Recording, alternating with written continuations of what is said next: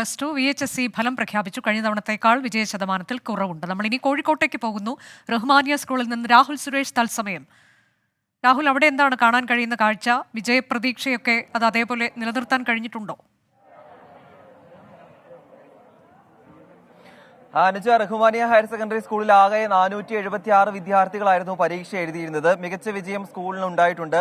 അതിലേറ്റവും കൗതുകമുള്ള കാര്യം, നമ്മളോടൊപ്പം ഇപ്പോൾ 20-ലധികം വിദ്യാർത്ഥികളാണ് ഈ സ്കൂളിൽ നമ്മളോടൊപ്പം ചേരുന്നത്. ഈ 20-ലധികം വിദ്യാർത്ഥികൾ ഈ ദൃശ്യം കാണുന്ന എല്ലാവർക്കും ഫുൾ A+ ആണ് എന്നുള്ള സന്തോഷകരമായ വാർത്തയാണ് ഇവിടുന്ന് റിപ്പോർട്ട് ചെയ്യാനുള്ളത്. അതിൽ ഒരാൾക്ക് 1200-ൽ 1200 മാർക്കും നേടിയിട്ടുണ്ട്.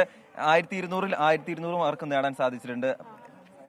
ഭയങ്കര സന്തോഷമുണ്ട്. എന്തായാലും ഒരിക്കലും പ്രതീക്ഷിക്കാത്ത മാർക്ക് തന്നെയായിരുന്നു. ഇംഗ്ലീഷിൽ മാർക്ക് പോകുന്നതായിരുന്നു വിചാരിച്ചിരുന്നത്. പക്ഷെ ഇംഗ്ലീഷിൽ ഫുള്ളായ സ്ഥിതിക്ക് എനിക്ക് ഭയങ്കര സന്തോഷമുണ്ട്.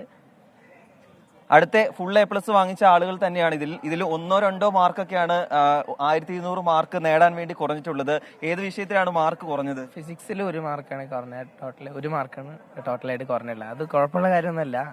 നമ്മളതിനനുസരിച്ച് മുന്നോട്ട് പോകാം. നെഞ്ചിരിപ്പൊക്കെ മാറിയോ? മാറി. സന്തോഷായി. എന്താണ് പ്രതീക്ഷ വിജയം?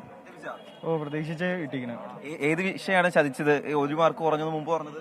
അല്ല, എനിക്കല്ല, അത് ഇവിടെ എനിക്ക് ഇംഗ്ലീഷിലും ഫിസിക്സിലാണ് പറഞ്ഞത്. അങ്ങനെ പോയി.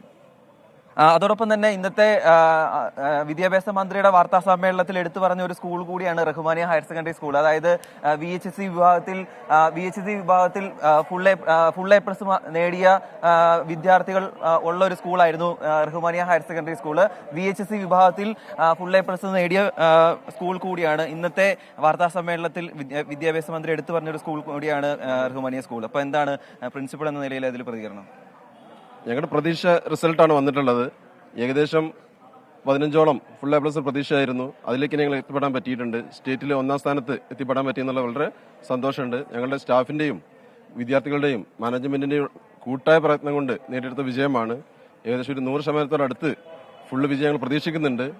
ആയി വരുന്നേ ഉള്ള റിസൾട്ട്. VHSE വിഭാഗത്തിൽ എത്ര ബാച്ച് ഉണ്ടായിരുന്നു? VHSEയിൽ 5 ബാച്ചുകളാണ് ഇവിടെ ഉള്ളത്. പ്രത്യേകം എടുത്ത് പറയേണ്ടത്, ഹിയറിംഗ് ഇമ്പയർഡ് കുട്ടികളും കൂടെ പഠിക്കുന്ന ബാച്ചുകളാണ് എല്ലാം. ഓരോ കോഴ്സിലും 2-3 ഹിയറിംഗ് ഇമ്പയർഡ് കുട്ടികളുണ്ട്. മൊത്തം 9 ഹിയറിംഗ് ഇമ്പയർഡ് കുട്ടികളിൽ 8 പേരും പാസ്സായിട്ടുണ്ട്. അനുജ, VHSE വിഭാഗം പ്രിൻസിപ്പലിന്റെ പ്രതികരണമാണ് കേട്ടത്. ഇനി ഹയർ സെക്കൻഡറി വിഭാഗം പ്രിൻസിപ്പൽ കൂടി ഇപ്പോൾ ചേരുന്നുണ്ട്. സാർ, എന്താണ് റിസൾട്ട് വന്ന ഈ ഘട്ടത്തിലുള്ള ഒരു പ്രതികരണം? എന്താണ്?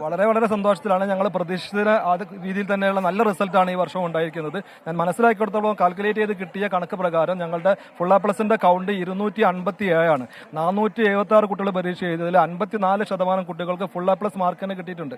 സംസ്ഥാനത്ത് 1-ാം സ്ഥാനത്താണെന്നുള്ളതിനെ ഞങ്ങൾ പ്രതീക്ഷിക്കുന്ന ഈ തവണയും കഴിഞ്ഞ 5 വർഷമായിട്ട് ഞങ്ങൾ തന്നെയാണ് ആ സ്ഥാനം നിലനിർത്തി പോരുന്നത്.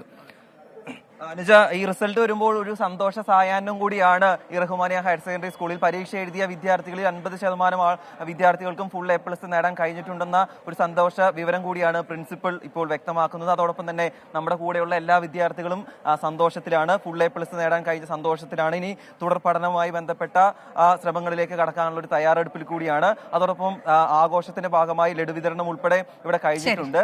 എന്താണെങ്കിലും എല്ലാവരും ഹാപ്പിയാണ്. അനുജ, അതാണ് കോഴിക്കോട് റഹ്മാനിയ സ്കൂൾ സർക്കാർ തലത്തിൽ തന്നെ ഏറ്റവും ഉയർന്ന വിജയ ശതമാനം നേടിയ സ്കൂളുകളിൽ ഒന്നാണ്. അവിടെ നിന്നുള്ള തത്സമയ വിവരങ്ങൾ, കാഴ്ചകളൊക്കെയാണ് രാഹുൽ സുരേഷ് പങ്കുവച്ചത്.